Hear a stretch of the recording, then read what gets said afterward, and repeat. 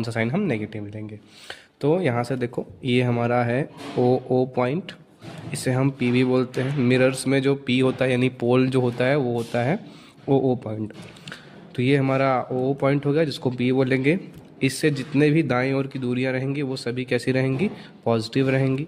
जो भी ऊपर की दूरियां रहेंगी वो कैसी रहेंगी, पॉजिटिव रहेंगी। और जो उसके बाएं साइड की दूरियां होंगी वो नेगेटिव होंगी और नीचे साइड की दूरियां भी नेगेटिव होंगी। थोड़ी सी प्रकृति समझते हैं इनकी, प्रकृति क्या होती है। तो हमारे पास दो मिरर्स होते हैं, एक होता है कॉनकेव मिरर, दूसरा होता है कॉन्वेक्स मिरर।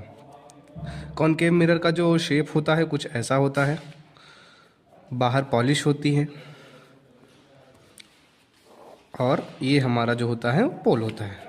कॉन्वेक्स मिरर का क्या होता है कि उसका जो कर्व है वो दूसरी दिशा में होता है, उसकी जो पॉलिश होती है वो अंदर की तरफ होती है और उसका जो पॉइंट होता है वो ये होता है।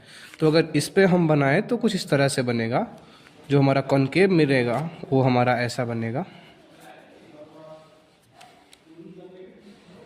तो ये हमारा कॉनकेव हो गया, क्योंकि कॉनकेव में फोकस और जो केंद्र होता है यानी वक्रता केंद्र होता है वो बाईं ओर होता है।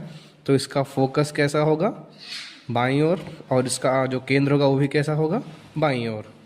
चूँकि अब दोनों बाईं ओर हैं तो हमारा जो दूरियां होंगी इन दोनों की वो कैसी होंगी, नेगेटिव होंगी।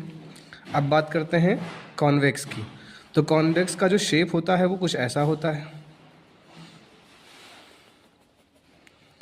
परंतु कॉन्वेक्स में भी जो होता है उसका जो फोकस होता है वो अंदर होता है और जो केंद्र होता है वो भी दाएं साइड होता है। तो इसका फोकस किस तरफ होगा, दाएं ओर, और केंद्र दाईं ओर।